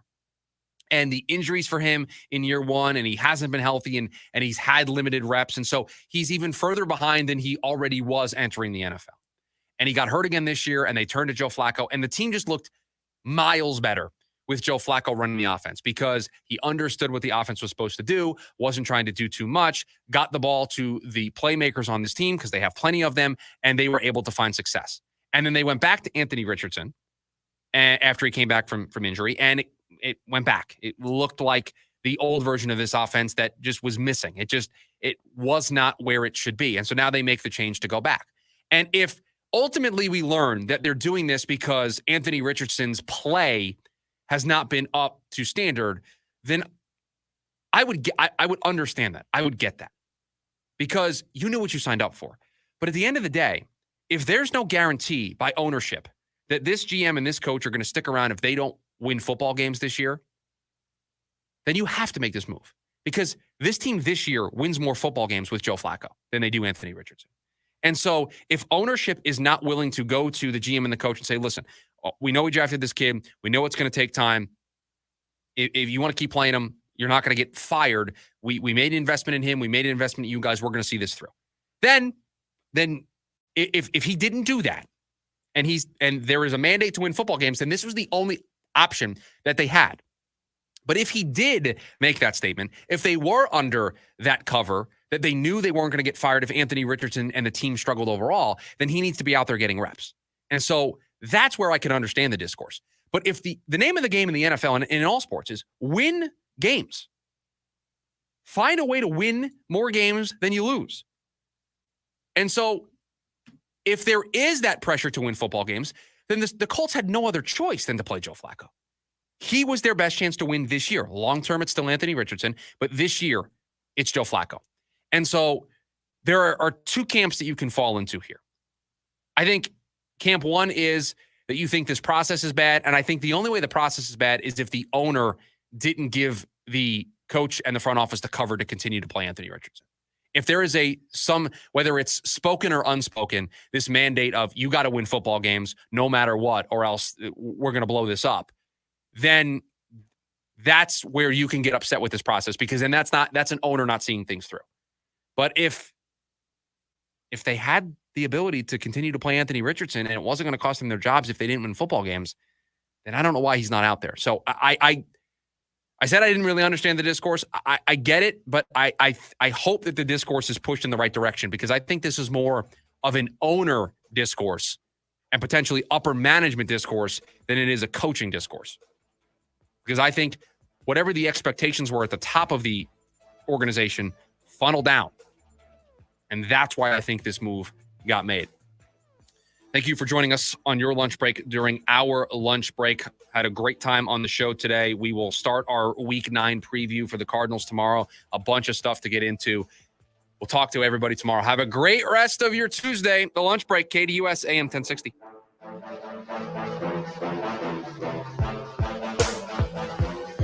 AM 1060 KDUS Tempe Phoenix and KSL